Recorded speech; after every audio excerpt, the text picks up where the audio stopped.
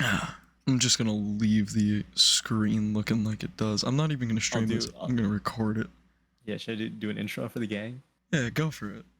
Here we go. Okay, everybody. So, me and Vito, this late night, we decided to just start recording a conversation because we actually do have these a lot where we kind of sit down late at night, just sort of open up our books, open up our minds to more of the behind the scenes past experiences regarding our DM experience and our player experience in Dungeons and Dragons. Specifically, what we're talking about right now is the current campaign we're running as of August 2023, which is the Fleeing Sparrows campaign.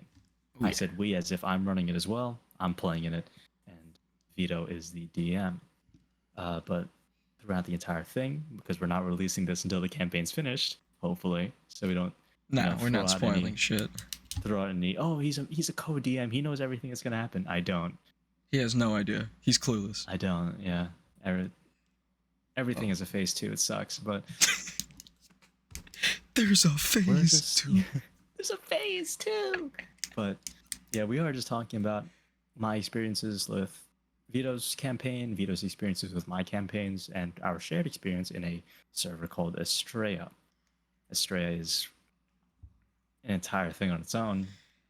But yeah, we're just talking about right now. We were more talking about how players in general have this tendency to listen to what the DM's saying, have an idea of where the DM wants them to go, and then have the urge in their heart because they want to see what can be cooked up by their own chaos, and they want to just kind of go in one direction that the DM wants them to go, and then completely 180 and head off in some fuck all direction. And seeing that in the Fleeing Sparrows campaign, we've definitely messed with Vito's stuff a lot. And we're just talking about some of the experiences. Specifically, Vito, if you want to mention the Suzume Castle, if you want to see. So the Suzume Castle, you guys blowing that up, I'm not gonna lie, I expected you guys to like look into the room, like walk out, know that that was like not meant for you yet, or maybe like try and sneak around, eavesdrop, and like, you know, Ninja Gaiden or like a Sekiro type like eavesdrop thing. If you've ever played like the Arkham Knights game, I believe it is. Yeah. It's something like Arkham that. Knights, where you can Arkham like Asylum. You can kind of listen in and get different bits of doodads of lore from that. But they were like, "Hey, we have explosive charges. Let's use these." See, that's the thing about giving players freedom is where if you give them something that could possibly lead to immense destruction of your entire world and everything that you wanted to tell them, they will do it. Absolutely. I was talking to Vito earlier. I was running a one-on-one campaign, testing out a world for over the span of 2 months, start to finish. It was great. Great player, by the way. He did pretty much the exact same thing we did in Sparrows, where he entered a castle, same thing as a Suzume's, except it was like a vampire castle. The entire thing was abandoned in one day. Player had to go check it out because he was kind of like this vampire hunter, and a bit like a witcher. If you know what that is, everybody knows. I feel so. Like yeah, he was kind of a witcher for vampires, and he went into the castle. I was kind of trying to lead him to the throne room as a DM to meet the big bad villain. And he was like, nah, fuck that, dude. I want to check out the dungeon. So I'm like, all right, go check out the dungeon. And then he ends up skipping the throne room entirely, not meeting one of the biggest characters, which I ended up never happening. He never met him because he just managed to evade every single fucking turn and blew up the castle without ever stepping foot in the main room that I wanted to go in. So it's pretty much what we did Sparrows, where we just like, hey man, we got bombs. Let's just raise hell. And that's exactly what fucking happened. So I was, as DM to DM with me and Vito, I know the pain of having this super well thought out thing of like, all right, my players, I'm going to give them the choice to go here. They're going to go there. Then I'm going to introduce them to this crazy lore that will blow their fucking minds. Just blow their socks off. And then you're sitting there like, okay, here's the time. I'm going to drop it. And it's like there's a little chatter going on behind the walls. Immediately, they're like, I don't care about that. But I want to go down, go deeper, see what other secrets the DM's hiding. Spoiler alert, we're not hiding any secrets. No, we have no Go idea the way what we we're want doing. you to go. We have no Please. idea. It I makes it plan easier. nothing. Everything, the stuff that I plan, it is planned for a reason because there's nothing else. Actually, There's things I want you to know, and there's things I don't know that you want to know. I have to make it up on the spot, and I look like an idiot. the way I started doing my lore now, which, you know, which is why you have such large setups and payoffs from like months ago in the Sparrows campaign, is because Frickin' I Raven. do. Yeah, I know. Call. Core, exactly. But the setups and payoffs are so long, and there are even moments in there where like there's the best example I can give, I don't know of one that's paid off in the same way yet, but I was playing through a game called Sekiro a while back, and I come across this painting where it has like an item description where it's like, oh, lightning reversal can be used against like Ashina, blah blah blah blah blah. And then in the next combat I'm fighting, I get to reverse lightning as a character. It's like, okay. So like if I didn't find that, I would have never known about that painting, but it set up the knowledge of that technique. The example I can give you is the Oni arts, the lunar arts. Earlier in the Suzume Castle, Jude and Alcoy, if we go back and watch these streams, they find two paintings, one with a Ryu victorious in a fight against an Oni, and an Oni victorious in a fight against a Ryu, with a full moon. So, because of that, it sets up the idea of the lunar arts. My god, lunar arts, because there's a moon. Wait, that just hit me, dude. I was like, wait, that doesn't... They're just fighting each other. It doesn't make it... Oh, there's a moon! Oh, there's a moon! The moon has phases. It does have phases. The moon does have phases. We gotta fight the moon. Are we gonna fight today, guys? Guys, look up in the sky. Moon's blood red. Roll initiative. You're fighting the moon. Okay, guys, we got the moon. All right. Well, actually, the moon turns into a crescent moon. It's got a phase 2. We're gonna go through all 16 phases of the moon. It's like, okay, thanks, man. Awesome. Good. This is what happens when you walk into the DM's plan. You just have the worst time of your life. Yeah, never walk into your DM's plan. Always go the opposite direction. Yes, because the more time you give to a DM, honestly, the harder it is for the player. Not hard as in like annoying to play. It's just more actual in-game difficulty. Yeah, I would say. We should get some music in here, dog. We should. Freaking fantasy. Get some fantasy music. All right, here, hold on. Load up the track, dog. Let me get the tracks. Hold on. Start spitting, bro. Start spitting.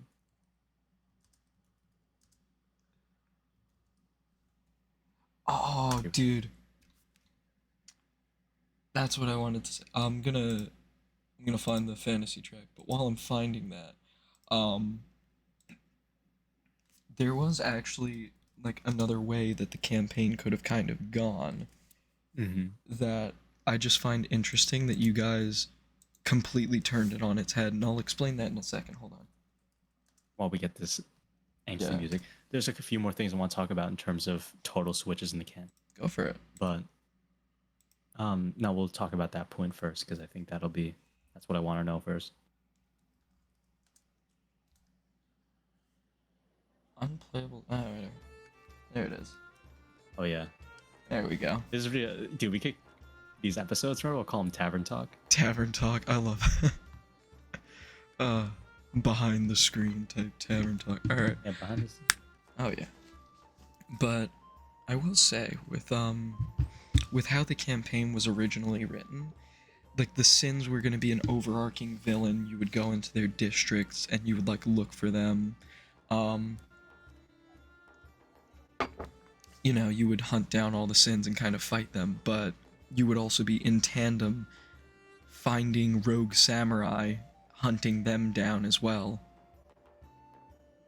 And you would run into the Four Crows less as like a, you know, will they, won't they fight type thing like you did originally, and more so as allies.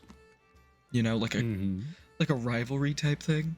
So like the Four Crows would have been your like, haha, we brought in this samurai, and it's like, well, we took this guy down.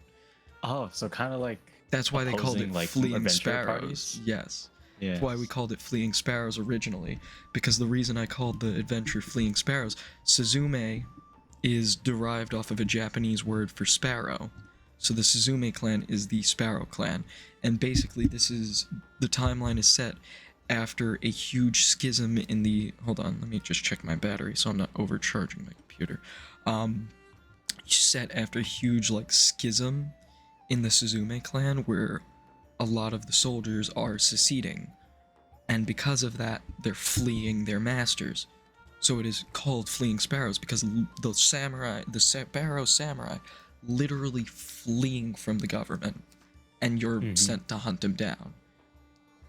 It's a weird like roundabout way where Yeah. you kind of wanted us to fight the Sins, and then we Mm-hmm. kind of just ran into him, and then I wanted to fight him because from previous experiences Oh yeah. and other unrelated, they're related, but other campaign that I played for Vita, which was Taute, was it called? Tao Te, which is also derived off of a book I read called Tao Te Kung Fu, which means way of kung fu. So it Yeah, literally meant way of. A lot of deeper yeah. meanings. So it was we were fighting the Sins in that one. It was much more of a hunting them down because we had the Tome of Sins, original Tome of Sins that will glow. It's kind of like a compass for us. Now in the Fleeing Sparrows campaign, it serves more as like a kind of just a. I don't know how would you describe it? It's not a compass. It's more of a lore dump, and B, it's also like an artifact from another time. So it's like, the way I would describe it, it's like putting an Xbox 360 game into an Xbox One.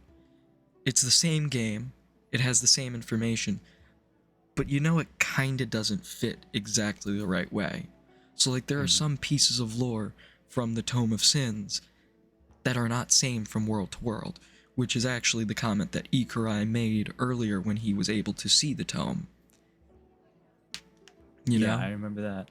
It's kind of the Mandela effect, Right. where like flashing timelines, kind of like the Berenstain Bears, where wait, I'm reading this book, and it's the same thing, but just some one little thing is off, and it kind of turns the whole expectation around of like, okay, well, how much more in this book is incorrect, right? Because this like half truths everywhere, which is very entertaining for me because I'm like, no, it isn't the same. What Right. can I trust in this book? Like, what can Rafi trust in this book that kind of gives him the sense of deja vu? I want to talk about one more thing with in terms of drastic changes in the campaign.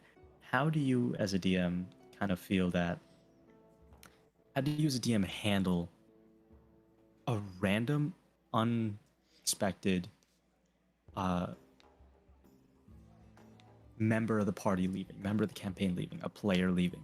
Remember earlier in we started as 4 players. Yes. So originally, if a player permanently left, in our first session we had 4 players. So we originally were supposed to have one Onikin, one Ryukin, a Kajin, and a human.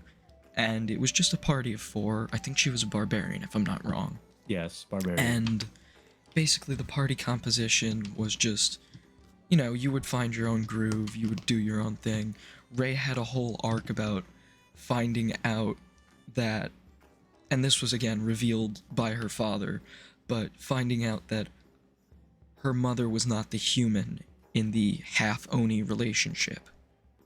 And her thinking that her father, her biological father, left her because, oh, he's an Oni and it's his culture. He wasn't the Oni half. Her mother was the Oni, and the mother was present. So the father was a deadbeat. It's sort of a reveal that would have hurt, stung, and made her feel like, okay, like, Everything I've known is a lie. pretty much. There were other things with that where you could definitely explore more of the Suzume aspects.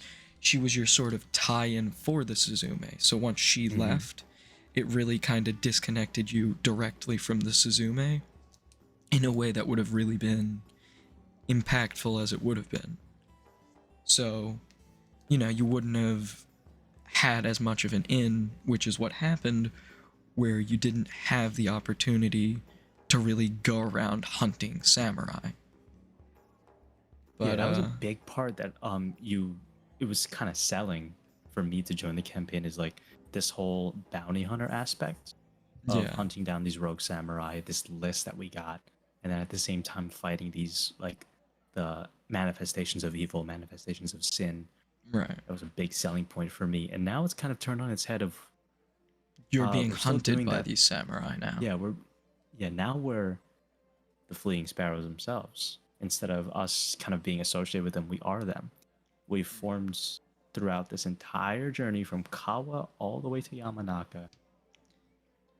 We've gained this notoriety that isn't good because people are scared of us. People want us dead, but we still have a mission to accomplish. We can't trust anyone except like 3 people. And Pretty much. yeah, like Rafi himself, he can't trust anybody in this country except like 4 people.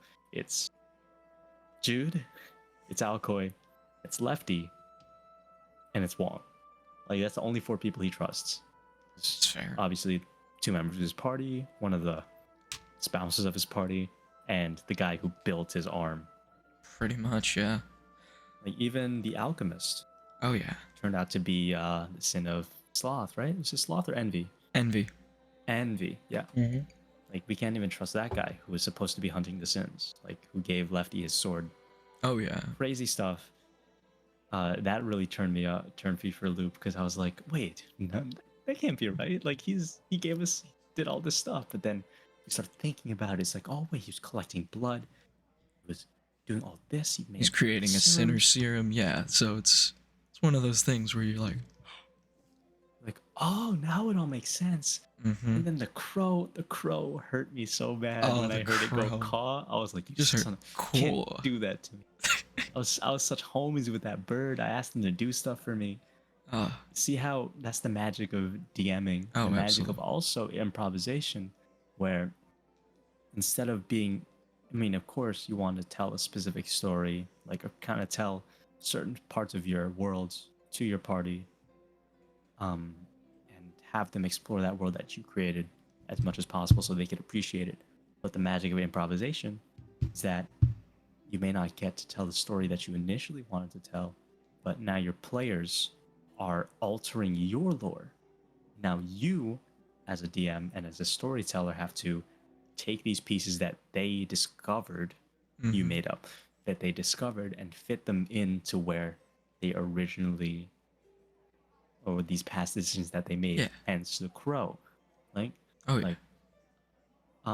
is it safe to assume that wasn't planned, or is that safe to assume it was planned? The crow itself being Alcoy's brother was not planned, because if you remember, he called him, I think it was, I forget which brother. It's one of they all have K's in their names, so it's hard to differentiate. But I think it was like Kinchi or something. Yeah. And that was the one brother you didn't meet. I always planned for the crow to be a Shatter Kai of his, but I never planned for him to be Alcoy's brother directly. So it, again, gives you another tie-in to that. The other thing that I would like to mention is I did have overarching plot points for this whole thing.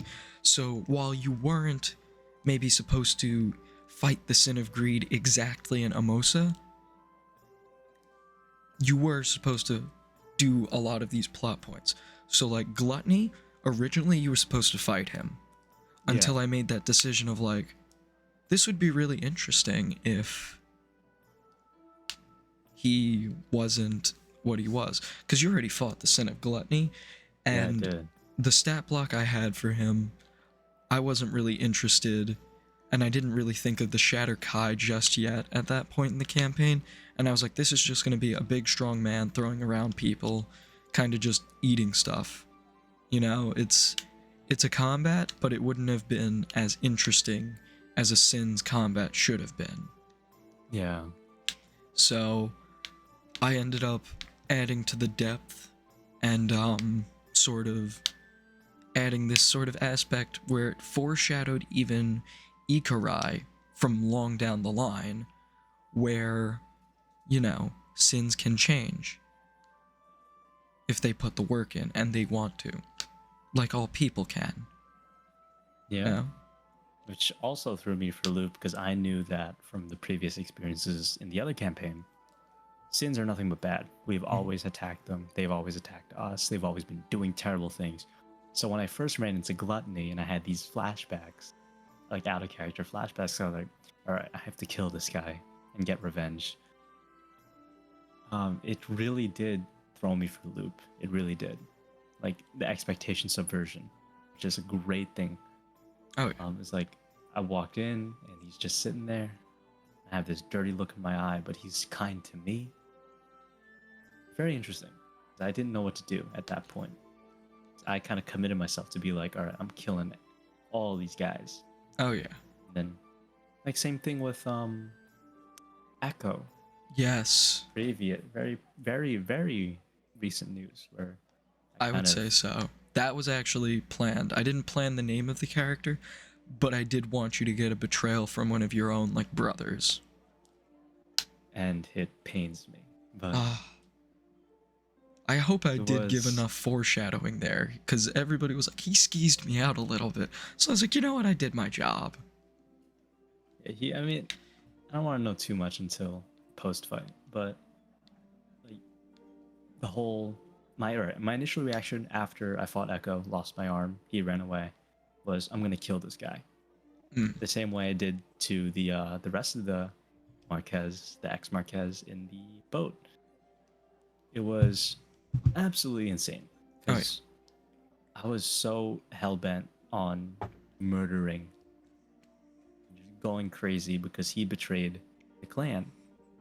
But then you start seeing I captured everybody, or I captured the two. I forgot their names.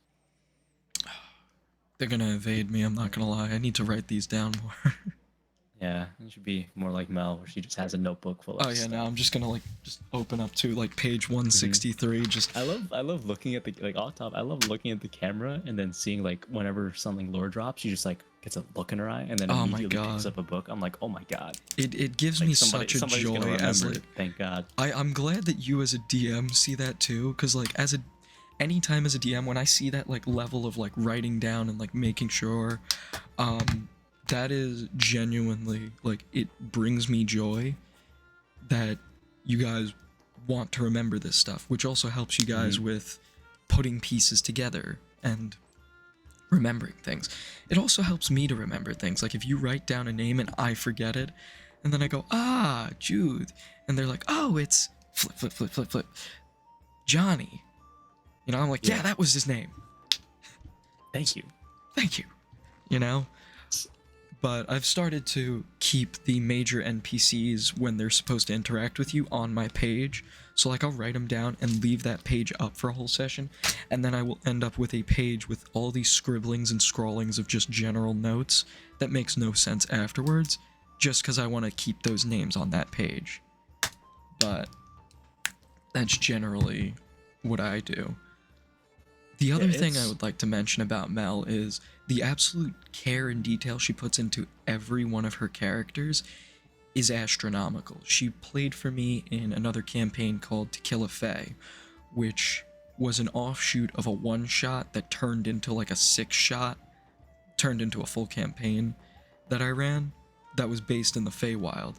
She put so much thought into her character, to the point where when we made our characters together for an upcoming campaign that we have coming in UMass, where we're going to be in person, we physically sat on a call and wrote out like characteristics and like how the biology would work. So, you know, her writing letters to Lefty was definitely a big detail. An example I can get off the top of my head for our upcoming characters, hers is Bridget and mine is Doc. She is playing a Pact of the Genie, or Warlock Genasi, who is pretty much a genie that has granted 2 wishes to my character.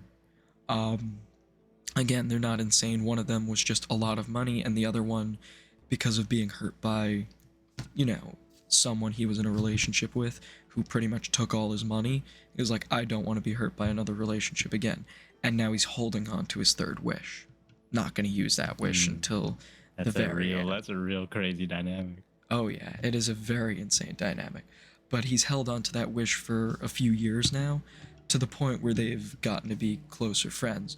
So she has a flame retardant hood, and when her character Bridget gets mad, she's mentioned like her hair will like spark up and go big. And she's like, if you want, if Doc is that way, he'll kind of gently put the hood over her head, and then if he sees that she's really getting mad, I was like, well, when someone gets angry, do you want him to be like, do your breathing exercises? And that's when her real creativity as a person came out. She was like, well, if you're breathing on a flame and you're blowing on it, that stokes the flame. So that's when she was like, have her hold her breath so it kind of has the flame die out a little.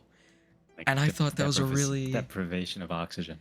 And it's the little things that she does, where it's like little idiosyncrasies that she does for her character that really make her character so impactful in all the games she plays. You know, I know you've noticed a few yourself. Oh yeah, if I had a player like Mel in any of my campaigns ever, I mean, she easily takes number one I've ever seen. Oh yeah. Easily. It's just the pure commitment. It's great. No, Like the quality of writing and the letters, insane. I was fangirling. It was great. If somebody was that invested in something that I had done, I had presented to them to the point where they wanted to add with me and participate in this, through the roof. absolutely. I absolutely love it. I do think though, with our 3 dynamic, I think three players is a great system. I kind of favor it now, just from this campaign, over the 4 players. I would say Because it's so. a lot easier to manage, a lot easier to interact from player to DM and player to player, Right. and party, and all that dynamic. Very easy to get close. I think I would say Alcoy, so. Jude, and Rafi have gotten extremely tight knit over this Oh. past. Bringing me to another point, this mix of players, with me being like a DM and wanting to explore the story that you made, Mel being an extremely invested, just writing aficionado and always participating in the lore. And then what's really interesting to me, because I mean everybody's great, but honestly Alcoy brings a breath of fresh air that is so crazy. It's not crazy, it's very... It makes me play D&D in a way that I usually don't, Right. where he has this... D&D in general, right? It's kind of a power fantasy. You build your character, you get crazy items, you fight huge bosses. But it's I don't say it's hard, because it's very... I mean, it's always easy and it's always fun to get immersed in the lore while also being like on a power trip. But Alcoy having a sense of restraint and giving the party a, hey, let's think this over, because there's a different solution. As a player, it helps me think of like, well, yeah, we are living in a world. We're not just playing a game. We're living in a world where there's consequences, like the lust fight. There are like very, very, very large chain reactions that could happen in the future depending on the choices we make that day. And Alcoy bringing that sense of, well, what if this happens? Or what if we did this? Or think this through, guys, because we have time. We don't jump into a bad situation really fast. It's very, very, very fun to play like that, because now we have to think. We have to not just worry about our stats, but worry about our action. And we don't need to, we don't worry as much of, can we get out of this fight, but more, should we take this fight? There's always that option now that Alcoy brings to the table. Alex is great. Absolutely, and I know you mentioned something about Alex. I actually just got a message from Mel asking if she wanted to join the call. You want to let her on in? Why not? I think she has a very good sort of grasp on what's going on. I let her know. So I just texted her to join, but Another point you brought to me earlier in the campaign was something you mentioned about Alcoy that was very positive. You were like, I can't get the right wording, but you said something along the lines of, it really does feel like you're an outsider to the country, and because Alcoy has read all of the mounds and pages of lore I have on the Ryu and the country and all this, it really does feel like he's lived on the country and he's guiding you through it, sort of. Yeah, that's true because as Rafi is, he's not from this country. He doesn't know what's going on. He thinks everybody's a threat, but Alcoy walks with a sense of confidence, a sense of knowledge, a sense of familiarity with the entire landscape of Yumagawa. He knows people, he knows clans, he knows lore, he knows how to handle himself. I think it's a very it's kind of like a father's almost like a father-son dynamic or like an older brother dynamic where Alcoy steers Rafi in a direction where it's just it makes sense. It makes sense for Alcoy's character to be doing this for Rafi's character. I would say so, and that brings me to one of the many moments that I've loved from him that he kind of improvised the lore and added to the Ryu culture. One of the big ones that I remember, and it was a small moment, but it really added, because the Oni always had their saying from the beginning of the campaign, in the lore, our blood is strong in rivers, pools, and drops. And the reason I made that saying is because I based the whole of Oni culture around that. How they kind of accept all that are of their blood, no matter how much is in there, because of their rejection. I think something beautiful Alcoy did was when he was in, I think it was Akihara, if I'm not wrong, and he was kind of interacting with that the possible love interest that he could have had. Mm-hmm. He turned around and gave you, as well as him, the advice of using the phrase, your scales shine so brightly in the moonlight, which I did not plan as a saying for the Ryukin. However, I feel like that was very fitting and very romanticized for what they would say. So it was very poetic that he would know something like that. And those are the little moments that I love. It was very lore accurate for Rafi to just say it. Be like, okay, yeah, I trust you, Alcoy. He doesn't know. It's a very big thing of Rafi just doesn't know what's going on half the time. Oh yeah. He sticks to his guts, he sticks to his guns. Because that's all he knows. He grew up a fighter. He grew up stealing. He's a ranger, but he's not a rogue. It's just funny I play him like a rogue, but I kind of like that though, because rangers don't get enough love, and they're very useful in a different area of facets. I feel like a ranger, jack of all trades, is built for this campaign, in my opinion, because it is very live in the woods, nature. You're definitely going to be very helpful as a ranger. Hello? Hello. There is our other member. Okay, did Vito fill you in on what's going on? I did fill her in kind of through text. We're kind of talking about the campaign and just deep diving into a bunch of the stuff that has gone through. For those of you that know what Mel's makeup looks like normally, this is different because she did just tell me she came from a different campaign. I'm not going to take offense as she's cheating on me as a DM. Thank you, Mel. Yeah, I'm so sorry. Oh, she's playing cheating more than on one you as a campaign. DM. More than one campaign. campaign. With 2 other campaigns. Hey, once you start, you kind of can't stop. Yeah, it's honestly very true. Go do an activity, Hey, if I was playing a fake character, this is what I would look like in every session that we had for Fleeing Sparrows. So, That's fair. But, now that you're here, you actually reminded me of the conception of this campaign. Because I remember I messaged Mel. I was like, hey, I'm going to try and run a one-shot. This is while we're still at UMass, mind you. I was like, I'm going to try and run a one-shot. It's based off of one of my favorite campaigns that I've ever run that I never got to finish, called Tao Te, which, yeah, Adrian remembers that. That was your favorite? Why? That was because that was probably one of the only campaigns that I handpicked the players. I picked you. I picked my cousin Gabriella, who was completely new to D&D, but even with how new she was, she definitely had a bit of a way about her that was very interesting to play off of. I had Goose, I had Almo. It was an interesting group, so it was definitely fun. You know, everybody poured a lot into their characters, but basically I messaged Mel about this one shot because we had a group that we played with for Tequila Faye, and I was like, you know what? I'm tired of Tequila Faye. We've kind of finished this. You know, the storyline's not going anywhere right now, and we have the free time. I was like, Mel, I've been writing this lore for this world for about a year and a half or so.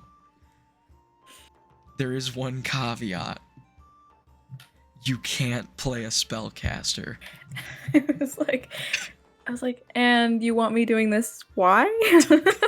It's like, So you're gonna ask somebody you know plays exclusively spellcaster. primary yeah. spellcaster. You're actually Oh, not so- allowed to play a spellcaster. Let me pitch to you something. Running a campaign. You can't play your favorite class. And so, of Really? course, I ended up with a character that is as much a spellcaster as I can be. I do like that though, because it's not I do too. truly like you have a spell book and you're a wizard. It is very much the way I would describe the magic system, it's very Ghibli like. Yeah, yeah. For those of you that pronounce it Ghibli, go fuck yourselves. It is No, it's- Ghibli, it's- but I'm not gonna say anything. It's okay. I forgive you. Oh, thank you. Continue. No, Mel. I really like it. I mean, hot take, I hate wizards. No, The me too. campaign that I just came from, I'm playing a wizard and I have no idea how to do it, and it's so strange. But yeah, I don't know. I like casters that are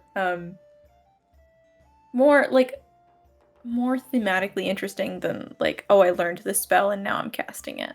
Right. Not read a book and now I got a spell. It's more like Yeah. Nerd. Well, Just it's why nerd like wild spellcaster. magic sorcerers and stuff. Cal who I played for Tequila Faye, who has been like coming up in the whole like alternate lives, whatever little theme you're doing with Yumagawa.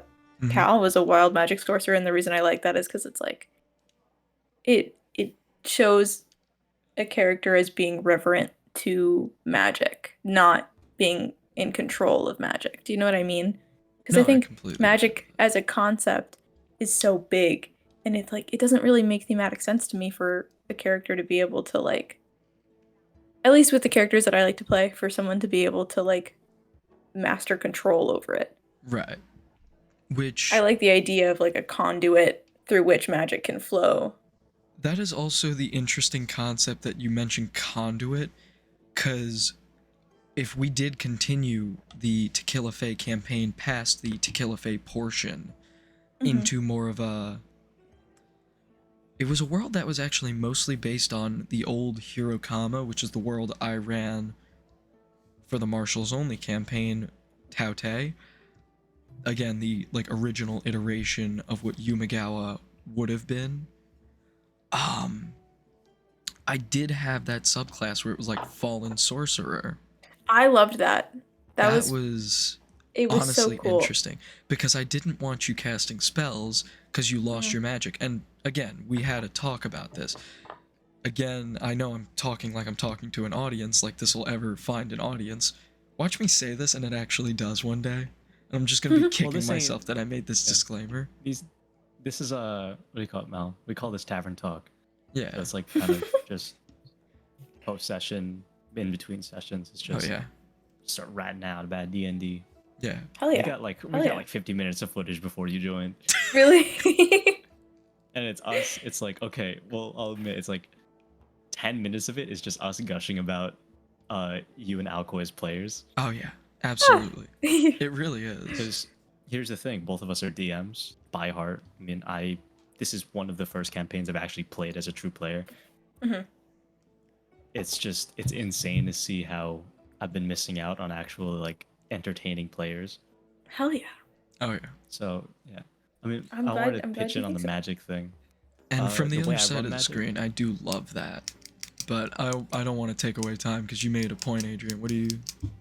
No, the whole magic thing of like not knowing what the fuck you're doing as a sorcerer Mm. is definitely the best way I think.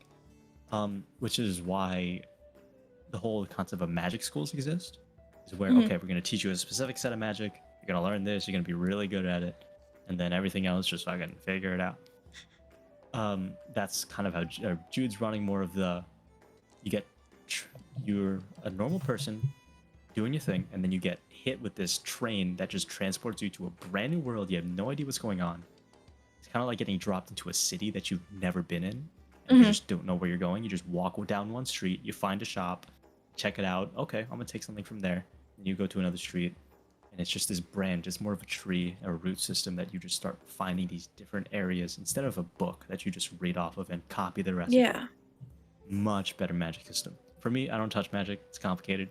I don't know. Just want to swing things, but it's kind of ironic because I've become the impromptu cleric of this party because nobody has heals. Nobody has heals. Nobody No, took a not spellcaster with I have to talk heals. about this. I have to talk about this because the only way I can heal people is if I can get to them.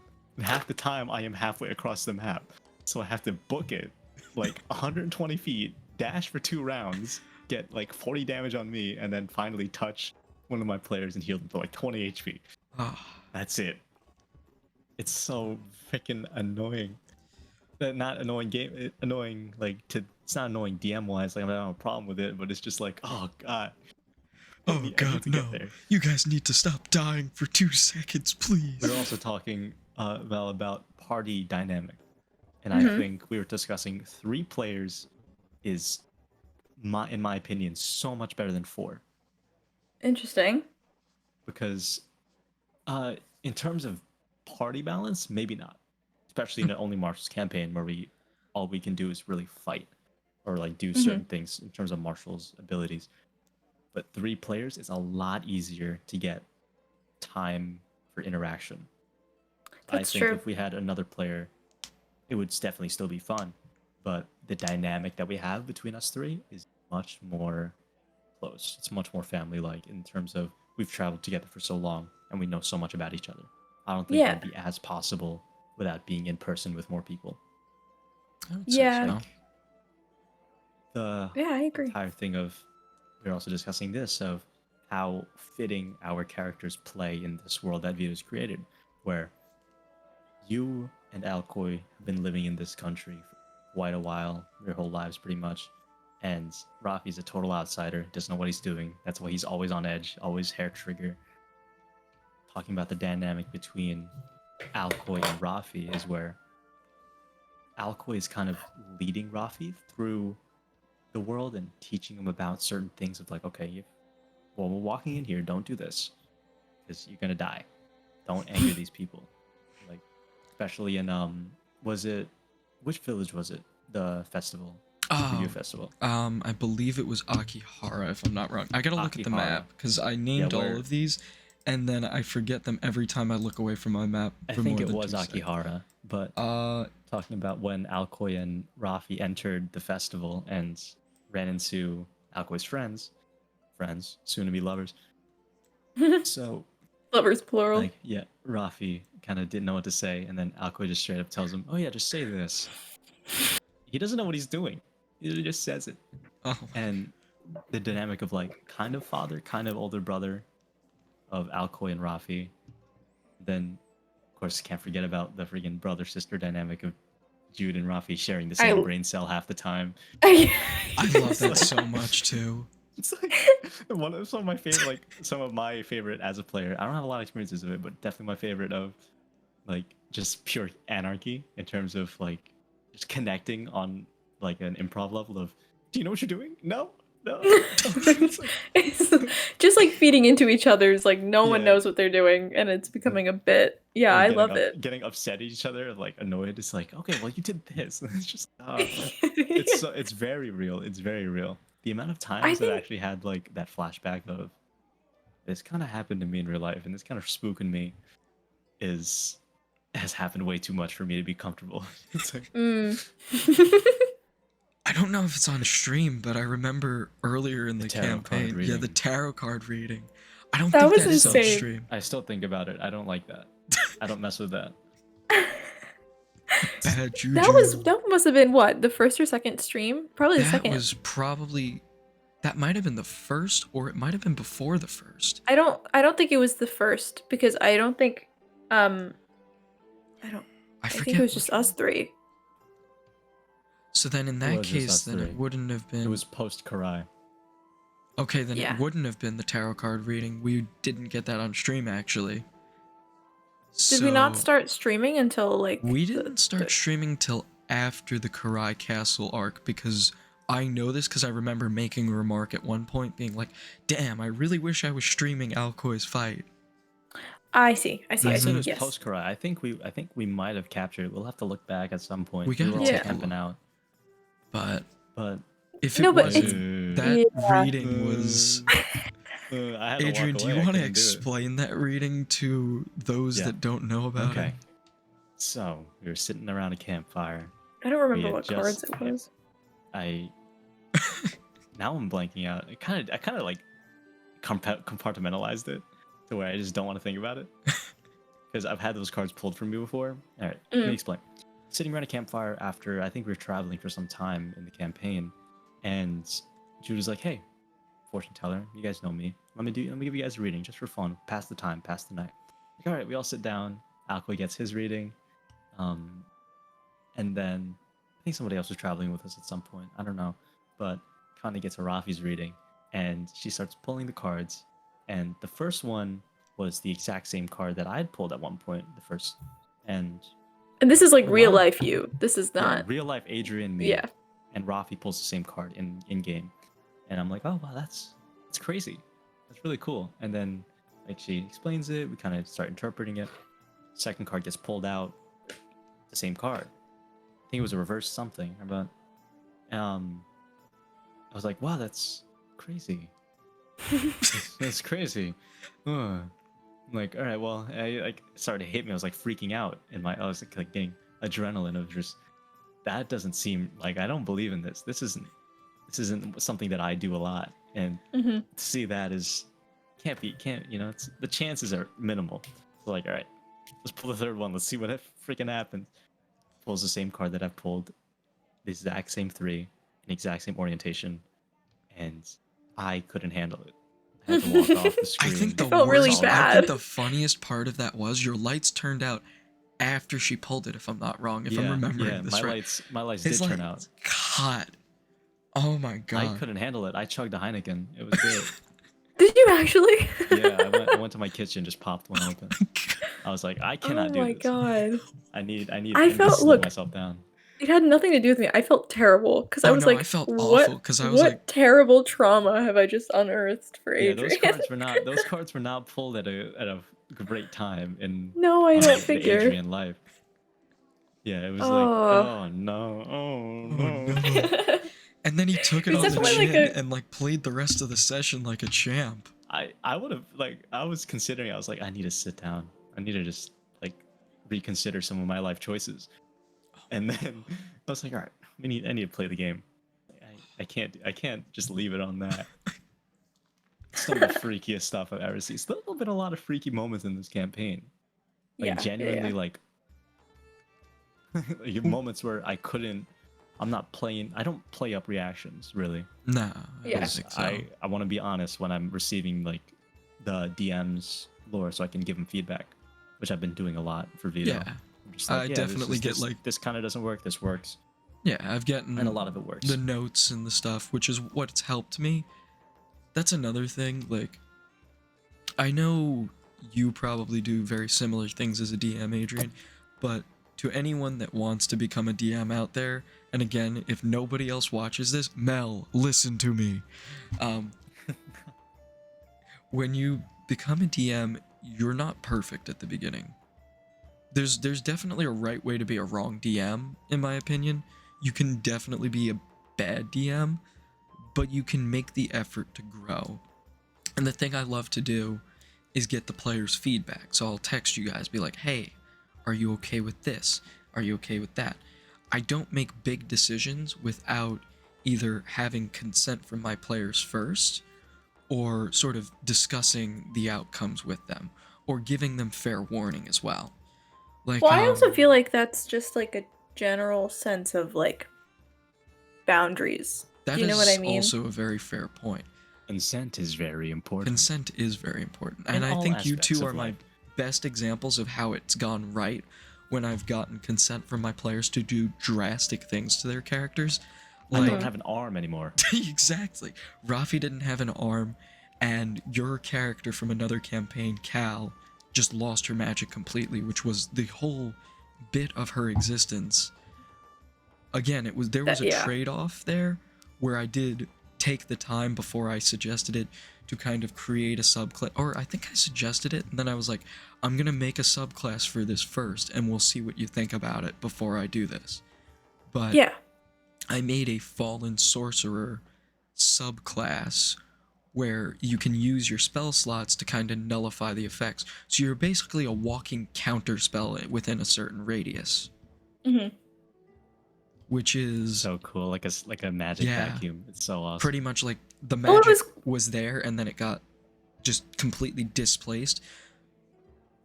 Like kind of what's an example I can give?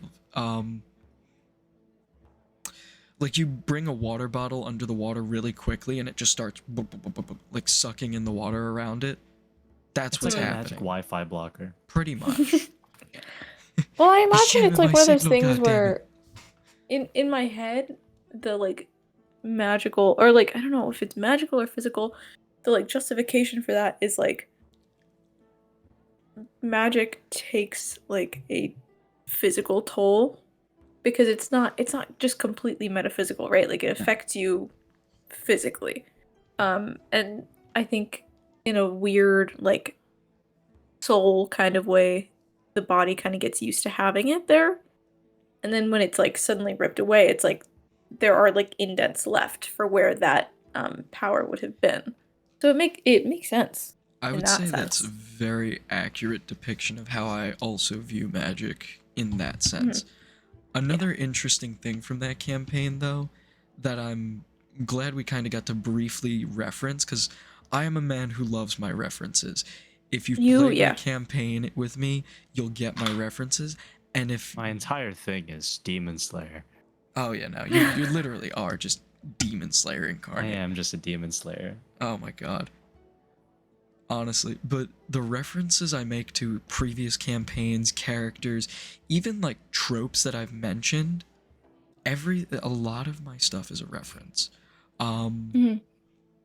So I can't think of any that you guys wouldn't know off the top of my head, but I think one of my favorite encounters and references that I've made was the crystallic refraction encounter from To Kill a Fae. That was definitely. Did you do that with everyone else, or was it just with me? What do you mean? Like in those moments where we were having our weird like out of body trance things, was it a crystal refraction for everyone, or was it different interactions with everyone? It was different interactions. Okay, So I was you curious kind if you had of- done the like crystal mirror thing with Rafi and Alcoy as well. I did not, because Alcoy technically is, which is why he doesn't transport to a different world. He is he is a void vessel, so he doesn't have an organic soul that's traveled between planes yet. You guys have souls that have reincarnated from different existences. So, which is an interesting concept to play with, which is why he's not getting these flashbacks. But like Rafi, I bring him in moments before pretty much where the campaign ended. I have him pick up there, which is so interesting because It's very satisfying. oh, by it the way. is. It absolutely is. Which also plays into the sloth fight, which is why Rafi was kind of getting flashbacks because he never got to do the sloth fight. We left off our original campaign right before sloth. So I'm so pissed about that. It was everything. It was everything and more than I thought it would be. It was great. that is probably one of my favorite fights I've ran. So good. Dude, the freaking stage had a phase 2, bro. Everything has a phase 2. Everything had a phase 2, bro. It's like, you can't just do that to me where you're just like, okay, hold on, let me switch the entire fucking map. Oh my god. Like, okay, I guess The we're doing funniest this part now. was, and I'm gonna let you guys in on, I know I've probably said it before, I did not plan for that map to change. I didn't. I Like you literally just changed it. I had Incarnate up and I just went click, click, click, click, click, like frantically clicking through while you guys were RPing and talking. That wasn't Was it planned? that wasn't planned. Oh, That no. wasn't planned, dude. No, but I thought like he's gonna You eat an deleted island. an I can't just bro. put a big like X marker over it to just get rid of it. So I was like, you know what? I'm deleting the island. So I had to go And it back. fucking I had to worked. it You freaked did. me out. But That's that the is stuff like that's the stuff that I don't do as a DM, where like I don't use those maps. I don't use maps that often. Sometimes owlbear if I have to really display something, if it's a big fight. I don't have that like that's something I'm missing from my campaigns is the shock factor of visual confirmation. Of yeah. like, oh my god, this whole thing just blew up. See, that's the So thing. freaking good. Because the visual confirmation not only helps with like, oh, this looks really cool, it also helps you guys know where you're placed. So like, if you look at combats where people aren't able to get to the owlbear where everybody else is on the owlbear, the people who can't see it are at a major disadvantage because they don't know what's really going on. It's like, oh, well, can I move to him? I'm like, yeah, but you're also going to be moving through 6 different enemies at that point. So, you know, and it also makes That's a everything big struggle fair. with theater of the mind. That's the problem, because it makes everything fair as well, where you can kind of visualize where everyone is, rather than have me go, well, you could kind of hit like 6 of them. You'll know your exact dimensions, so you can plan in advance. Gives a lot of room for creativity because especially the stuff with like trees, environments, the ship fight, knocking barrels over, Yes. very, very good. That's why I want to try and learn how to build maps for when I run another campaign in God knows how long. There was But- a learning curve for this map thing, I will say. Like, I started off, like, doing it just like, oh, I hate this because it looks terrible. And if you look at some of my, like, earlier maps, they're very bare bones. Like, I don't like the way they look. You know, there are certain things in there that it's like, I didn't love that. And every time I'm making a map and I have Mel on a call with me, because very often when I'm making a major map, I'll call Mel just to have someone to talk to so I don't pull my hair out. And every 10 seconds, she just hears me, I hate this map. I'm just not going to use a map. I'm not going to And every use this 10 map. seconds, I have to go, you only hate it because it's not done yet. And you finish it and you love it. And I'm like, yeah, I Great know. advice, by the way. I know. Like, it looks We bad all now need because we all everything need a looks Mel bad. in our ear whenever we're making our We really campaigns. Because do, even because- I'm a victim of it. of just like writing like 3 pages of stuff and then I just read it back. I'm like, And you're like, it's I'm gonna be fucking honest, sucks. this is complete garbage. It's just like I've Well, deleted so that's the thing, is like the final product is what you're aiming for. So like anything before you reach the final product, obviously you can't hold it to the same standards because it's about how you get there. It's not about it looking, perfect.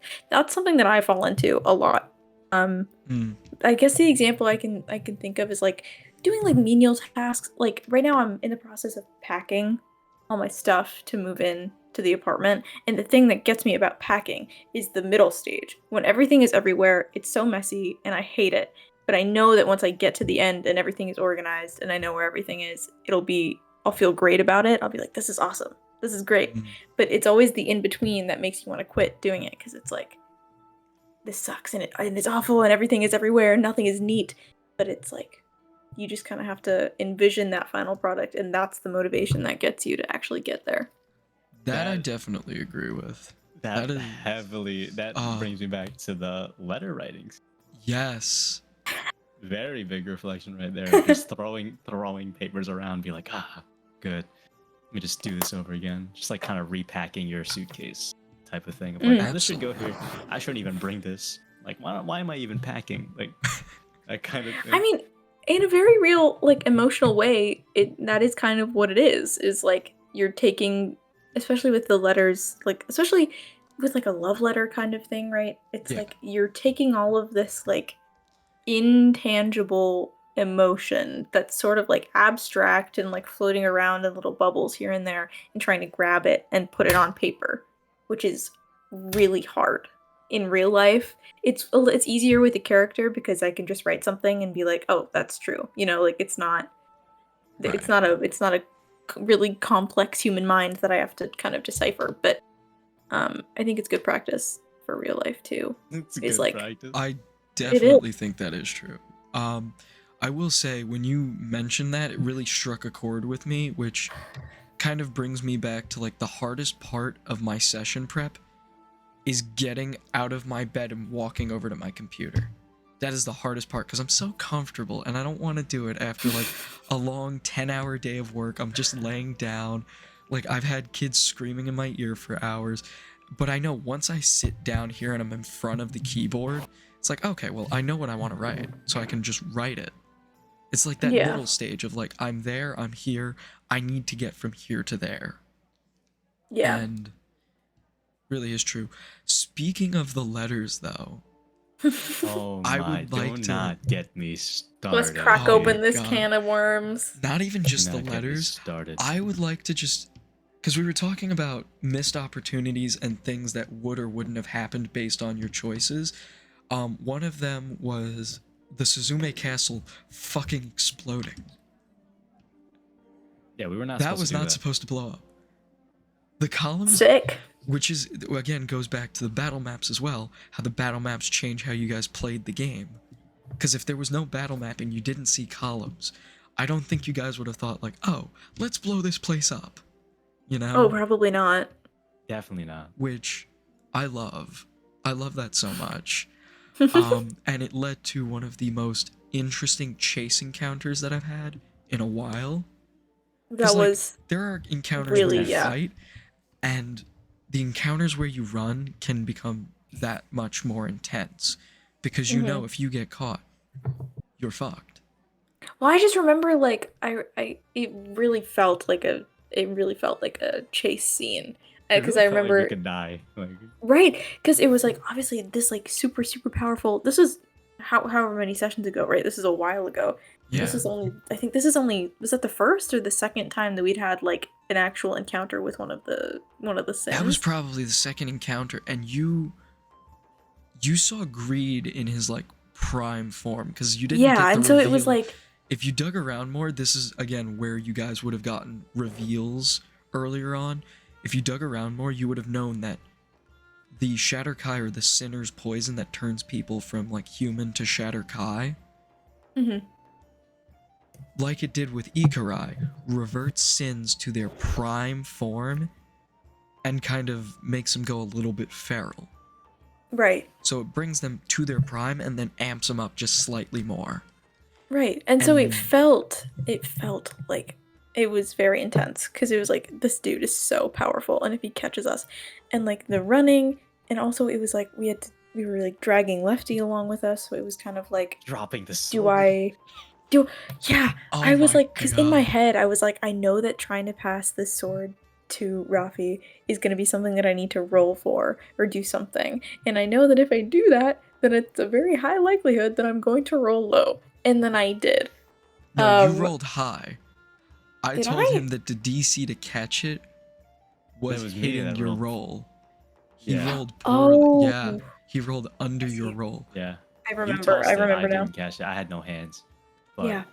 I that's the like thing about changing these things too. Yeah, that's the thing about like giving your players this freedom. Like, of course, it's awesome, but the player to DM, they need to understand that you did something insane.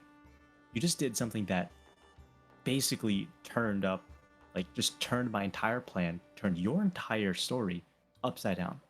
Mhm. Oh yeah. You need to expect that, like, the player needs to expect, okay, I did this. The DM can do this to me too. I just blew up the Sin of Greed's prime hideout where he creates an army. And Yeah. I think I'm going to get away scot-free? Hell no. We need to Yeah. get out of here. We're not fighting this Honestly, guy. On a like not on a like above the table in like an above the table kind of way. I think that's something that a lot of people, if you're like new at it, I think that's a lot of sorry, words are not coming out properly. I think that's something a lot of people end up learning sort of the hard way is that like in game there's like yeah, my character doesn't want to die and doesn't want to like wants to be able to escape certain death. But above the table you're like this is the story that we're telling. It's not like you can just run in and then run out and like get out of that encounter and or like break something and make it whatever. There's this there was this time I have a Rime of the Frost Maiden or like Icewind Dale campaign that I have been playing in for I think it was a year in March, and then we stopped playing around winter, and I think we're gonna get back into it soon. But there's this one encounter with a fucking giant white dragon that like a session ended as this dragon was approaching, and we strategized and we did this and this. Basically, what ended up happening was we did a thing where you know how if you put like extraplanar objects in a bag of holding, it creates like a Oh no. You and did. so, well, it wasn't. I don't think that's exactly what we. I don't remember exactly what it was. We did something that trapped the dragon, like in this, like in another plane or something, and it worked, and we rolled high enough. And the issue with that was, though it was a cool player thing, right? That it was a cool character moment. For Brit, our DM, it sucked because it was like, okay, We I had a white planned this dragon we entire could've fought. session. Yeah, like I had a whole session planned, and I don't really have a plan for this, and you guys have just completely evaded. And so I think it's important to consider above the table, like those kind of actions that are gonna have an impact on not even just like the game, but like the DM. You No, know, because absolutely. like we get emotionally invested in our characters. The DM also gets emotionally invested in the whole thing. So it's like to sort of completely wipe away the plan is emotionally kind of jarring, See, I which I get think that, is honestly, important to I consider. think Adrian's about to make the same point I am, but it's a point Adrian made to me when I like first started DMing. It's like you have this character, this NPC with pages and pages of backstory that you've made this really fleshed out character that you want your players to interact with, and they murk him in a session. It just Yeah. happens. But He's they'd dead. never meet him. Or yeah, exactly. Like what he was mentioning with one of his sort of blow up the bottom of the castle type things again, where he went into the Happened to me. dungeon and the character kept narrowly evading Adrian's big bad or something, and it's like you never met Yeah. him. Not evading, just straight up not evading like fighting him, meeting him, even knowing about his existence, just Nothing. expertly maneuvering past all my plans. Somehow. But there's that one point of like courtesy of like thinking about the DM. I DM very differently in terms of I don't pull punches if the player doesn't. So if the player wants to play nice and like lets me or manages to hit all the right cues, hit all the right dots of oh they go here and they learn this, right? Okay, I'll give them a bone or something of like maybe I'll throw in a little help for them at one point because they did something right. If they want to do something like if I was VO as DMing in my style when you guys blew up Suzume Castle, no holds barred. You guys did something insane. That gives me the right to do something insane to you.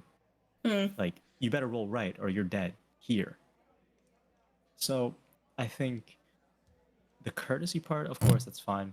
For me, instead of it opens up opportunities for me to just kind I would of agree. hit him back, not as a revenge thing, but as a they makes established a sense. rule. I'm just going by it. Like Well, y'all, it's like wanted in to something like play. that, you're sort of elevating the stakes by doing Always. something like that. Well, I mean, So I think another of course thing. the consequences are going to be yeah. higher. I think another thing that you mentioned is like sort of giving your players lose-lose situations, Adrian, which I think when you mentioned it to me, certain moments in the campaign, and I think the most interesting part of this, there are certain things that I don't really think about because I just do it as a one-off moment of like, oh, this just happens. This has no major setup payoff. It's just a small detail. You guys delve into a lot of that, which I love, because it shows that we all latch on to different things and there's something for everyone.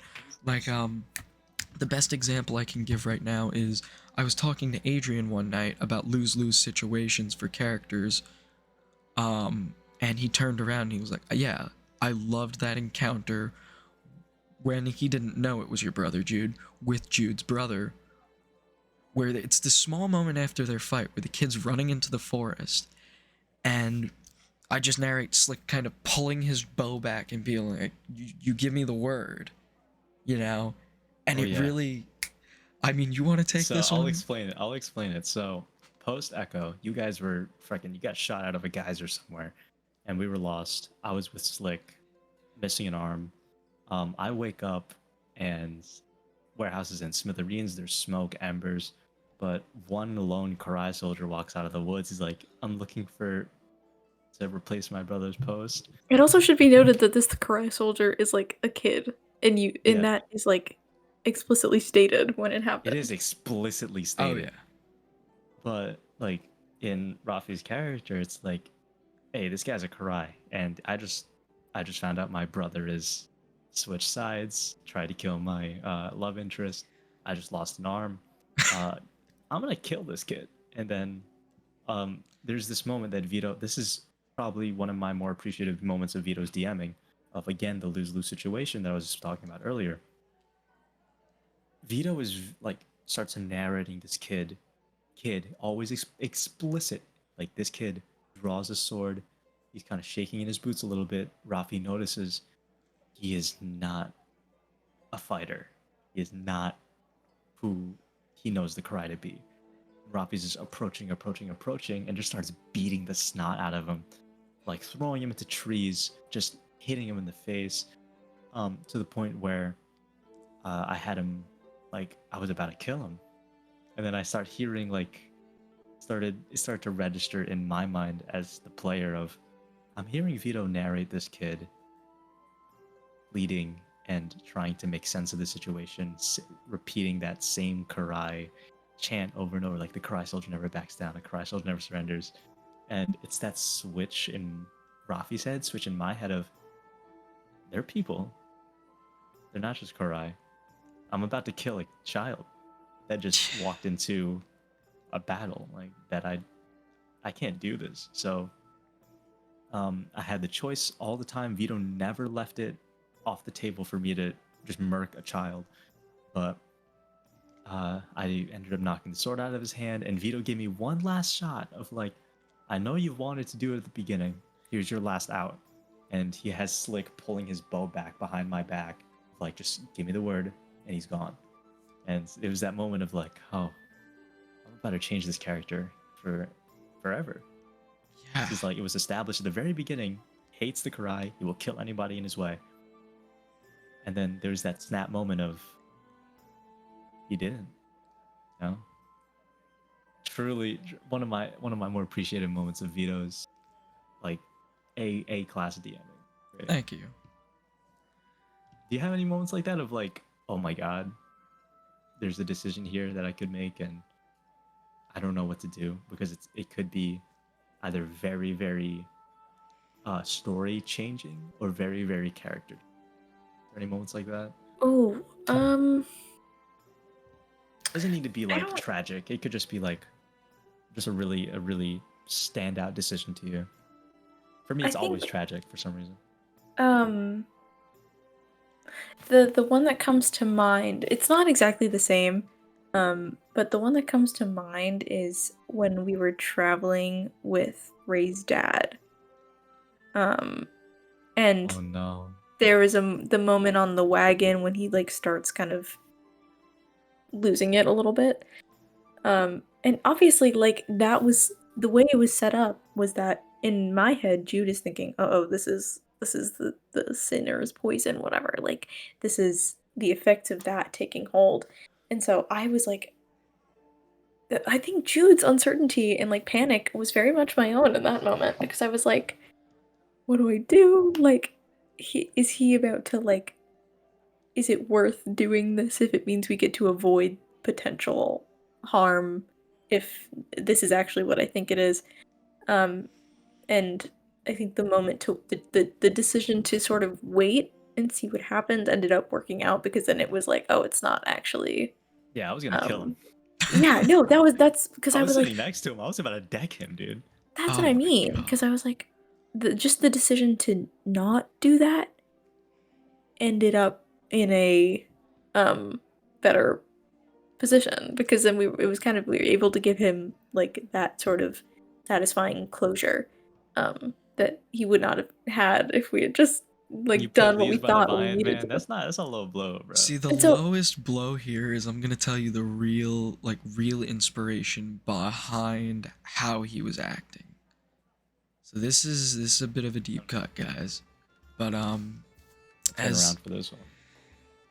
as some of you might know, my grandfather was admitted to a hospital about 4 or 5 years back with a stroke. His second stroke. He's been in that hospital for about 5 years, and he has Alzheimer's, dementia, and he's just slowly losing it. And the last time I went to see him was before I left for college, and I haven't been able to bring myself to see him since. But I get there, and there were moments where he looked at me. I was trying to tell him what college I was going to, and he wasn't grasping it. And there were a lot of moments where he would turn around and he would call me Mario. Mario is my dad's cousin. So he would mistake me for other people. He would kind of lose touch with what was going on. And then when he was there were moments where he was there. And deep down, I like to hold the belief that he knows. You know, because he always used to talk to me about, like, go to college, do something good, be something good, you're a bright kid. And to finally be able to tell him, like, I got into college, I got a great scholarship, and I did everything that you hoped for me, and it's just not there, like, he's just not registering it, was absolutely heartbreaking.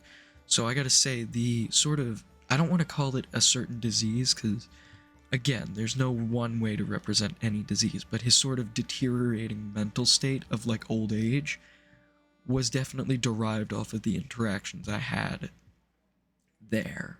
Yeah, honestly, obviously you wouldn't have known this about me, but like I think the reason why I have had like very similar experiences with my grandmother, and I think there's so much.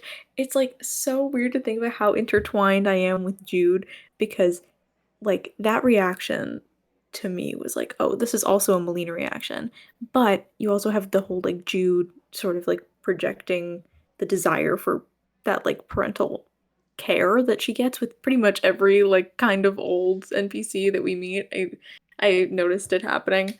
But like that, I have like had very similar experiences, and it's the thing that terrified me, the thing that got to me about that, when my grandmother passed away, it was during, I think it was the April of junior year, which was like the first April of like COVID time.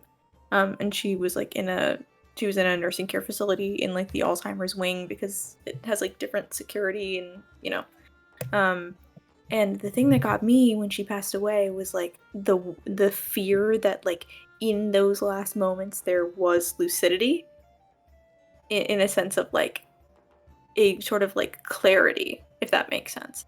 And like the when Master Thana dies, obviously it happens after he dies, but like that moment of clarity that he comes to really like got me in like the one little spot in the heart, because I was like, that's terrifying.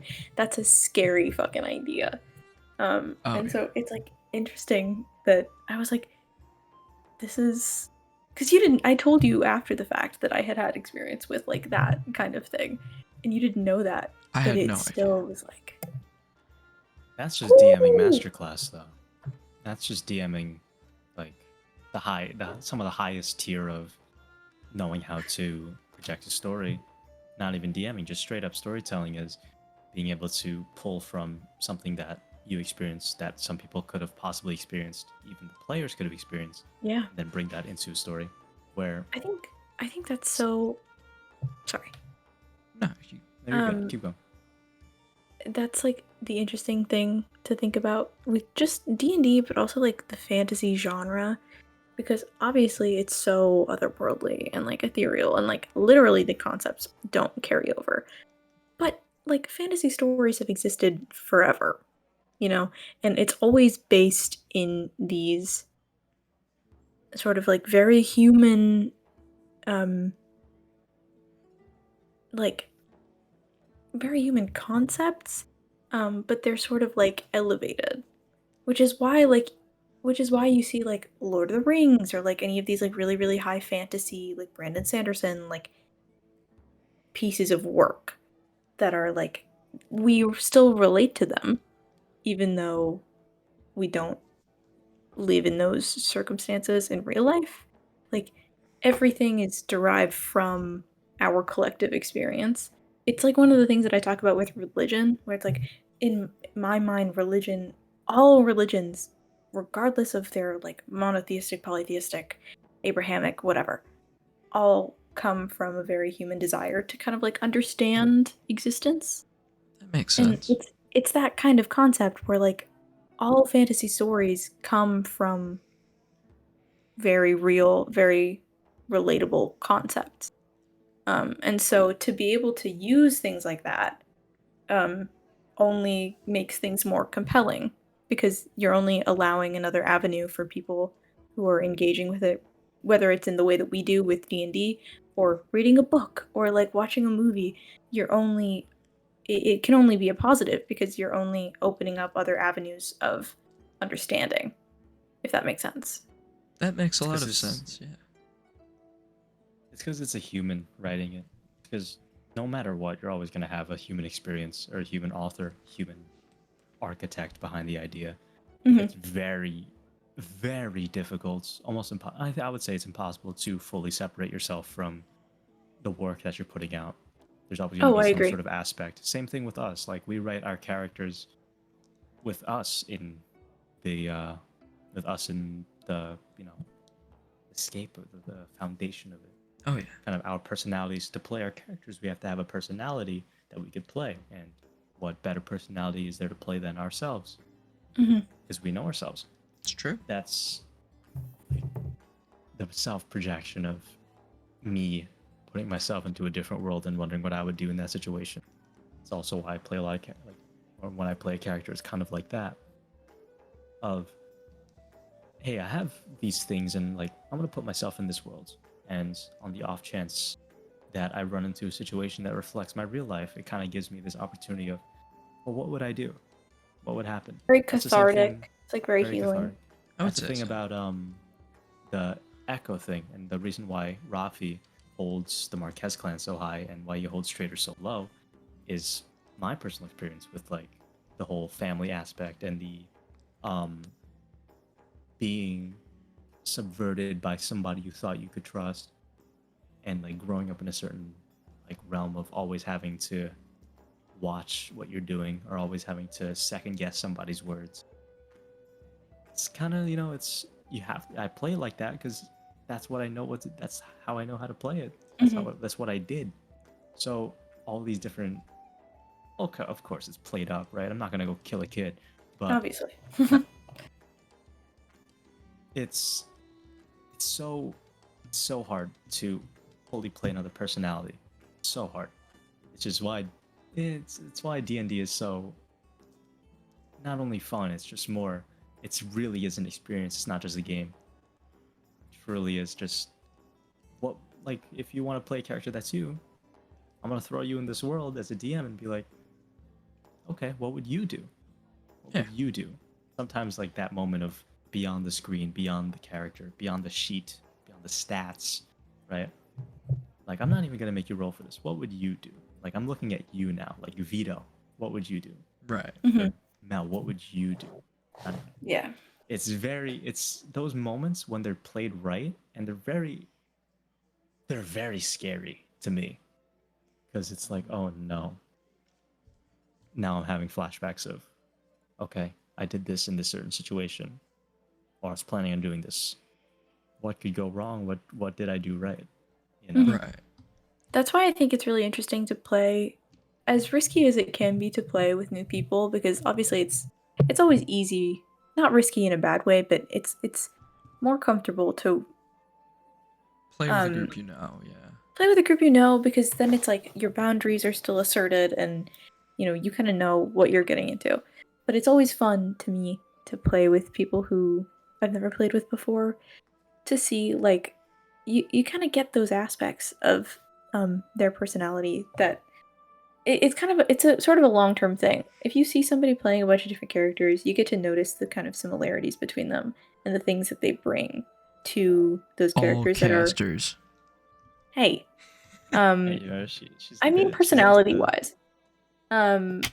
You see the things that people hold really dear in their own identities to themselves and the things that they want to bring and share with others. Like obviously you guys use your like sort of martial arts knowledge and experience in your characters. I think Adrian, that's what you said. Like you usually play martials, because it's like I play you exclusively know. Ranger. Yeah, it's I like it's play something you mostly with know, marshals, yeah. and it's something you identify with.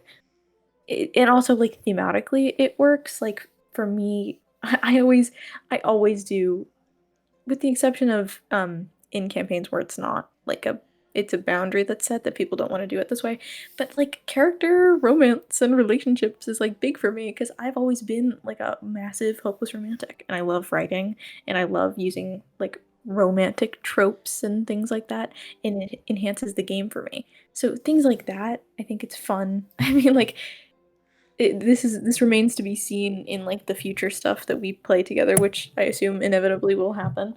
But you like definitely will get to see those similarities, and the things that are really important to me character wise. I will say, character romance was always a concept that scared me. I never planned for there to be any form, shape, substance of a romance. I honestly thought Lefty was just going to be played off as like an asshole that you would hunt down and kill like a dog. That is the original concept that I had for the That was my character. plan. That was the character concept originally when Adrian pitched the idea of a left-handed samurai to me back in like I think it was like May or something before this campaign even really took off or even Hey, started. leave it to me. Leave it to me to turn And your favorite terrible Riz thing. up the worst personality in the game. oh my god, and I think the funniest part of that was I didn't even expect it to be Lefty. You know, the original concept for the left-handed samurai was some old Ronin that was just walking the lands with a sword on his right hip, because the whole concept behind wearing your sword on your left is because when you would pass others in the street, your cases wouldn't clash. And if your cases clashed, it was shown as A, disrespect, and B, it would lead to fights. Is smoke, bro. Yeah. And because of that, I wanted, since he mentioned a left-handed samurai Ronin, I wasn't gonna make him some peaceful left-handed, like he's just different in that way. I was gonna base his personality off of a guy who did that in order to start duels. He would use that as his in to start fights, because he would walk up next to someone, kind of like shoulder check him, but like, bump sword cases accidentally. And then when someone saw it as dishonor, it would also screw up other people who are so used to the conventional stance, which also again pulls from real world martial arts. I don't know how much experience you have with, fighting in a ring, Adrian, with like boxing or something, but like southpaws, they fuck you up, man, because you don't know how to fight a southpaw. Yeah, southpaws are friggin'. I'm a southpaw, but Oh my yeah, god. I'll tell you this. It's a very real thing, especially in the street, where if you fight somebody and you have no idea what they're gonna throw, like I told you, Vito. I told Nico at one point. People in street fights will throw the same exact combo if they're right-handed, right? They're gonna either 1-2 you or they're just gonna haymaker with their right. Because it's always that. It's either they're gonna jab and then hook, but when you switch up that style, if you fight somebody that's left-handed, Yeah, it's somebody knows how to fight, it's a totally different world of, okay, I am out of my comfort zone. I have no idea what this person's gonna do. I'm in trouble. yes. Very big thing in street as well. That's also I another agree. thing about combat in general in D&D is you can get into duels, you can get into stuff. We've been into a lot of duels of like honor and such, but the nitty gritty bandit fights. Like, I don't know what this guy's capable of. I don't know what he's gonna do. That's the thing I like to run in a lot of my campaigns, where, I mean, this has been very duel heavy and it's a real lot of fun. But me as a DM, I love running campaigns where there really is, of course, common theme with mine is no holds barred, no punches pulled. You're gonna get dirt thrown in your eyes. You're gonna get ambushed. You don't know what this guy's gonna throw at you. You don't know what techniques he has. Kind of like in our campaign, tragedy breathing, just freaking hit us like a truck, right?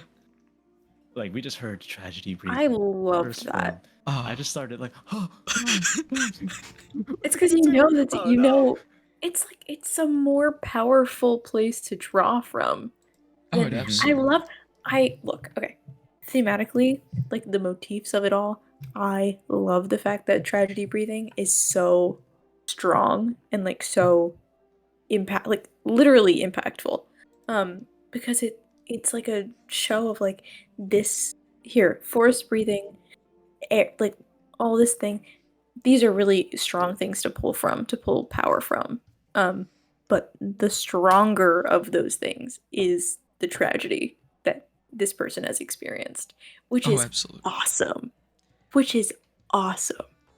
And the little So details scary. of that character, again, one of those like missed opportunities. You didn't interact enough, but not that you didn't. But again, every character has a backstory in this campaign. Every character that I present you with, every fight, has a backstory. So you can interact with who you want, when you want, how you want. Maybe they're not all named at one point, but most of them have a backstory. The one that was using tragedy breathing was a battlefield medic who hasn't my drawn his God. sword in years. So imagine the types of atrocities and horror that you would get from seeing your brothers die every single day. Knowing man. how, which also played into tragedy breathing as a physical technique, because he knew just how to cut and just how to do these things. Like, I pulled up the sheet just now for tragedy breathing, and if you're looking at the forms, you know, in like Demon Slayer, there's like first form, second form, third form, all the way to like 9th, 10th, 16th, whoever gives a fuck. Tragedy breathing has 5 forms based on the 5 stages of grief. The first form was That's denial. so hard, dude. Second form is anger. Third form is bargaining. Fourth form is, hold on, let me take a look. Depression. I believe it is actually. And then Yeah, the and then fifth it's form is acceptance. acceptance. Yes. So See- basically, yeah. And it is, the first form is an attack form. The second form is an attack form. The third form is actually a support form. Healing, right? Yeah. Bargaining. So once your ally hits 0 HP, you can sort of use your reaction to exchange hit points of your own to an ally that has gone to 0 HP. So you can use That's it awesome. to stabilize your friends, but it also comes at the cost of yourself. The fourth form, depression, gives a level of exhaustion to each person. However, if there is an ally that died within the last day or so, it gives 2 levels to the opponent and 1 level to the user. Oh, that's so freaking crazy. And then, of Just course, acceptance is, you know, you accept the death of your ally, you kind of steady your breathing, and you get a fourth of your total HP back after an ally dies. Dude, that's so freaking busted, bro. Like, Oh, it hold is. on. So that's another part I want to touch on, which is probably one of my favorite things about the world building and about just the way we play, the way Vito DMs. We, as players, often when we run campaigns, we're the main characters. We are running through this world. It's about us. We care about our experiences only, because that's what matters. That's what we're experiencing. I don't care about the other guy's experience. I want to know about what I'm gonna do.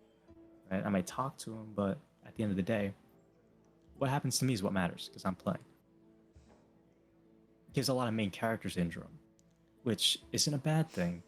It's just it's done a lot, which is why I like this, the world in this, because the three of us, me, Mel, Alex, we're not just players. We're not just the main character. We are living in a world where there are people far more powerful than us, far deadlier than us, people who have lived longer, had more experiences, more tragedies, more enlightenments, and we're not the strongest. We're well known, now we're notorious, but at some point we run into these people who have lived the world, have done things that we didn't know, done things that have been far more significant than anything we've done. Like the tragedy breathing, like he just runs into us and we get domed. It's because, oh my god, this guy's crazy strong. He's gone through things that we have no like concept of, which is great for immersion because it's like we're not the biggest fish in this pond. No. We're not. It's not all about us, because there's people here that would, there's people here that have lived eons and are far more important to the world than us.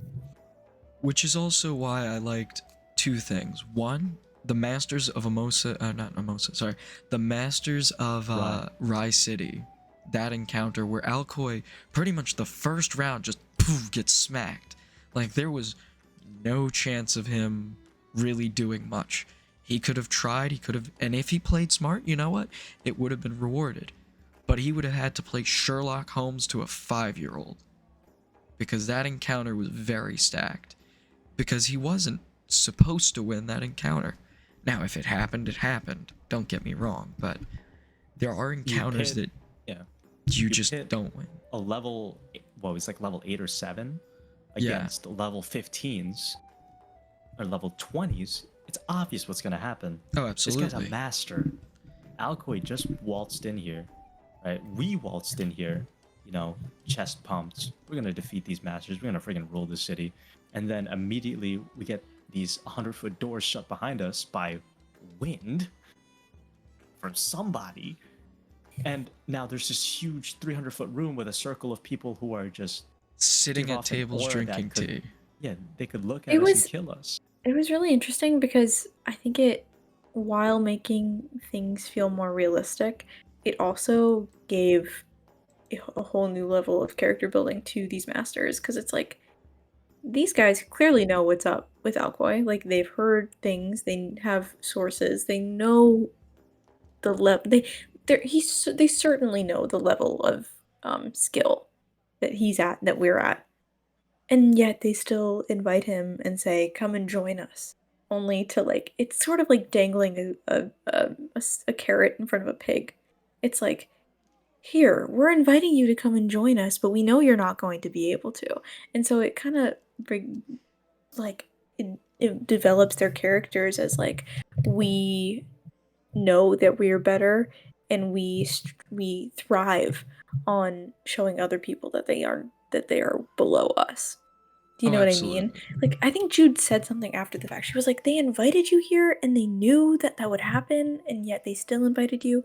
So it was like, at the same time as making it seem like, okay, like, we are becoming notorious, we are becoming powerful, but we are not at that level of power. But also being like, yeah, and also some people suck.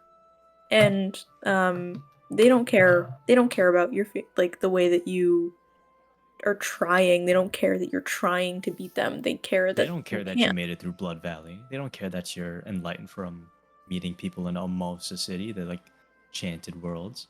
They don't care. They're just like, they just care that they can beat us. And like, that's realistic, to be honest. Oh, absolutely. You get these 12 masters that are at the top of Ryu society in terms of fighting. These are like the 12 greatest fighters, or greatest fighters that you know of, like, in each of their respective arts. I remember the comment I got, and that's why I love the art that I picked for a lot of these, because it really does show off a sort of different aspect, and it shows off their age and their power. My favorite comment I got was actually out of shock from you, Adrian, when I placed the token for Kazatu Kayaka, the Roaring Cyclone, and you just go, he's fucking Shenron! He's Shenron, dude. Like, this guy looks to, like, I'm gonna die if I go near him. Like, I can't do this. We can't win. Oh We yeah. need to find out. That's another thing we touched on earlier. Is that another thing about party dynamic is me very trigger, like hair trigger and everything. Jude always like she's connected with this other world that gives us a new perspective. Alcoy grounds the entire thing because he knows things. He knows he's been living in the world. He knows the Ryu, major part of this universe. He gives us a different perspective on what we could do because there's always like fight, run, talk, but then he gives us like, well, what if we do this? What if we didn't do this? Like, Right. what happens if we made this decision back then? How would it be different? Right? Like, again, mentioning the lust fight, we made a bad decision. And like we knew afterwards, and we didn't listen beforehand because we didn't know. Right. It's very, very refreshing to play like that, where it's not just fight, run, hide, win, lose. It's just, well, you made a decision, and here's what happens. You don't know what happened. You don't know what could have happened if you didn't fight, didn't kill her. Oh yeah. But that's how the world works. You're not gonna know. You're not gonna have a DM over your shoulder in real life just telling you, yeah, well, if you did this, you would have, like if you studied more, you would have passed this test. Or like if you, And that's a turned problem right I at did this- run into at the beginning of this whole campaign, which I'm glad I got that smacked out of me a little earlier, or a lot later than it should have been, but earlier than it would have happened if I was doing it on my own, where it was like, all right, stop talking to us about this. Let us figure it out. Was that me? That was you, and I'm so glad you gave me that, because it does help you guys to make these choices and feel the tension without hearing me just go, well, if you did this, it's fine. Or, that's a bad idea. Yeah, there's a lot less of that, which I appreciate. It's a very big ick of mine in terms of DMing. It's like No, yeah. the whole metagame part of it. No, I definitely am glad I've stopped doing that, because it's made We're my much more sessions immersed more now. sessions are more fun too. The other thing that I loved, now that we're talking about power scaling, is the temporary level that you guys got during the Wrath fight, because it still allowed Wrath to be one of the most powerful beings that can be killed in this world. Because there's all this myth about how Prime Wrath is the strongest sin, and how am I going to do that if he's not the final boss? And then is every other encounter just a wash from here? But the way that was done, where you got the temporary level 15 and you were still struggling to beat him, definitely helped that. Puts in things my in opinion. perspective. It does. It definitely helped, because it allowed me to keep him lore accurately powerful, while also allowing you guys to have a fair encounter after being revived. Yeah. That's DMing stuff, man. You gotta figure out how to Oh yeah. balance. Balance is a big part of it. Balance is a major part. It's also, again, like it just makes us realize there's some people we can't touch. No. At least right now, or even ever. There's some people we just straight up can't beat. Oh, absolutely not. Hold the candle to. Oh. It's the world has grown so much, and we've appreciated it so much because of all this work. So good. I think Just power exploring and scaling, figuring yeah, out everything. that's my favorite part of this whole thing, because you like see a guy and it's like, oh my god, this is great. And I think my favorite trope in sort of like power scaling type dynamics, it's when you're presented with this character that is known to be like, and established to be like, a powerhouse, an absolutely disgustingly broken unit of just massive, just beat the shit out of everyone type guy, and someone just absolutely mogs them, and you're like, oh shit, there's a way bigger fish out here. And that happened in the first encounter with the like sort of samurai hunters with Ikurai and Kazatu, because Kazatu absolutely slammed Alcoy, and Ikurai goes after Kazatu one-on-one, and barely a scratch on him, not in his prime. He's just throws his body back into the ring, bloody, beaten, and just gone. So Again, it's that power scaling of like, okay, we met the Masters of Emosa. They're gonna kill us if they look at us the wrong way. Non-prime Wrath is mogging this guy without effort of some sort. That's reminding me of Sloth. Because, Yes. again, like, there's these people that we can't touch, and then the people that we didn't touch, like Gluttony. Right. Like, going back through all of our... That's insane ideas of going back through all the things that we've done and seeing what the consequences were of the people we killed, the people that we let go, people that we talked to. Like when Jude got freaking thrown back in the ring with Gluttony, and then she got pushed out. It's like, oh well, we made that choice back then, so we're good. Let's just waltz right by him. Yep. Great storytelling. I love that too, because it really did. Because Greed was the only one that you really had to fight. You know, the one that would have chased you through all of the islands. Lust was also one of the ones that would also have fought you, but that was the last one, you know?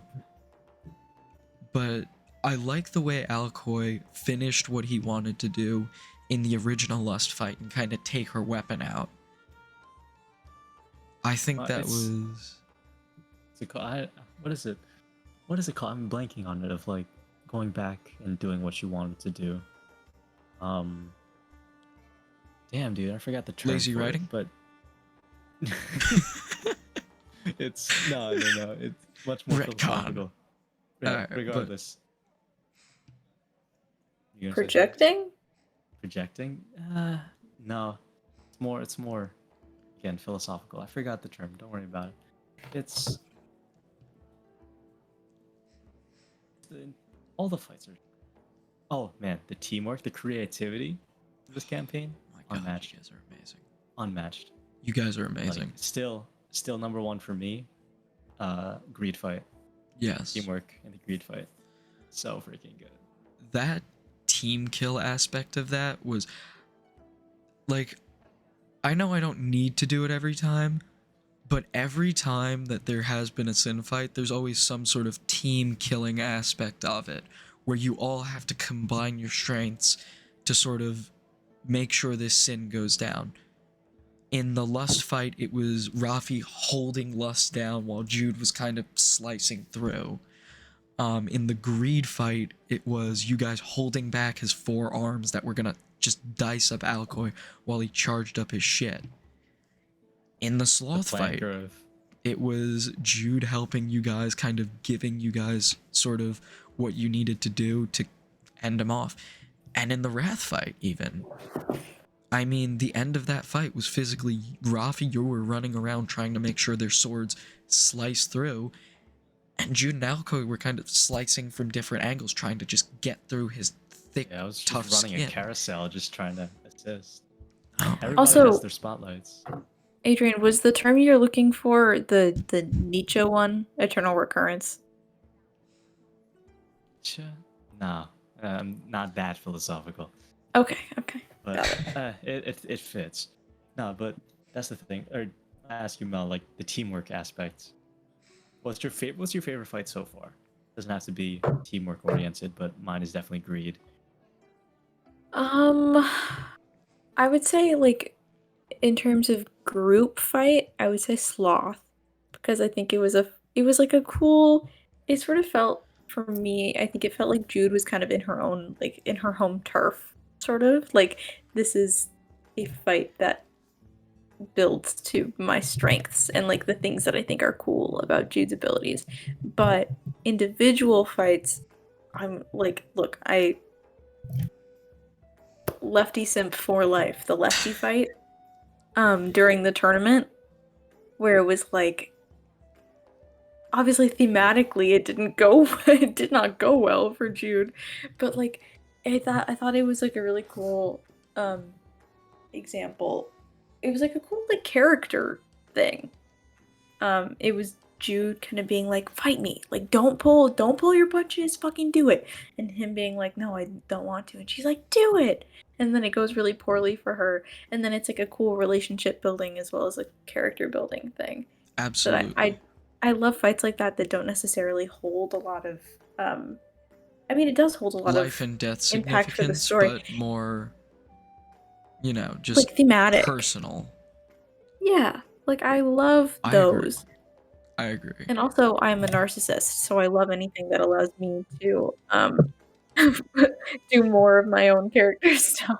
That's D and That's D, dog. D&D, man. That's Oh, why I'm always trying to fight in a forest, bro. It's because that's where oh I'm my at. That's what I'm god. supposed to do. I'm a ranger, I will forest say breathing. though, I think aside from the Sins like character design, my favorite thing that was not again in the original plan, Greed was the only sin that was supposed to have Shatter Kai originally. He was the only sin that was supposed to have like designated Shatter Kai. And I think the fact that giving every sin that had their Boons. hands on Sinner's poison that could turn people to Shatter Kai, the versions of Shatter Kai that they did get, opens up a lot more for the Sins to really not only display them through their own character design, but also the design of their Shatter Kai. You I know? think that they also the way they play as well. So Greed had a lot of them, and Greed used them to the fullest of their ability, always like throwing them at you and having them be real damage dealers or real, nuisances. Very fitting for the character. Like one of my favorite things, I don't know if it was intentional, is the Wrath fight with the Shatter Kai. Almost entirely support, almost entirely Oh, buffing Wrath yes, because no. It he's the was damage dealer. entirely intentional. I did not want Wrath Shatter Kai to be flanking or helping him in any way other than just being spirits that come down and enter his body to give him more lightning to redirect. Which, actually, again, since this is post Wrath and this is very meta now, but you won't be able to use it, is Wrath Shatter Kai with Alkoi. If he hit them, he could use lightning redirection on them, where he could redirect their lightning back Oh, into Wrath. So he could have son of a found some bitch. of the Shatter Kai and just been like, alright, boom, I grab you, I hurl you at Wrath. And that would have Mm. added, I would have multiplied the damage by a certain amount. So I had that planned where, like, I showed Wrath could do it, and we established that Alkoi could redirect lightning. And, again, minor setups, minor payoffs. Or minor setups, but major payoffs if you try to act in this way. There's always a way. There's always a way to make it easier. Oh, There's absolutely, always a which way to is get more power in the fight.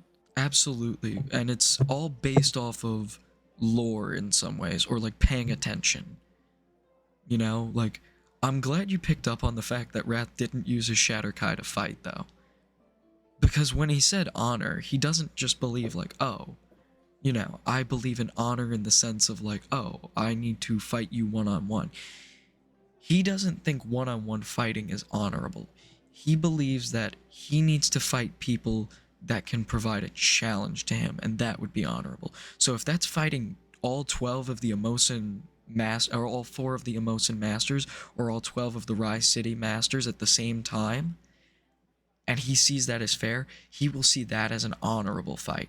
However, It's kind if of it's a one-on-one fight, he never sees that as honorable because he knows it's he is above. it's stronger. Yeah, so it's kind of like instead of measuring numbers or individuals, it's more of the amount of power. So like if he's up here and it takes 3 of us to get to that same power level, then there you go. That's an even fight. Or like if there's Exactly. 100 goons that equal his power level, it's an even fight. Yeah. Or if there's one-on-one and they're even, that's the honor in it. Exactly.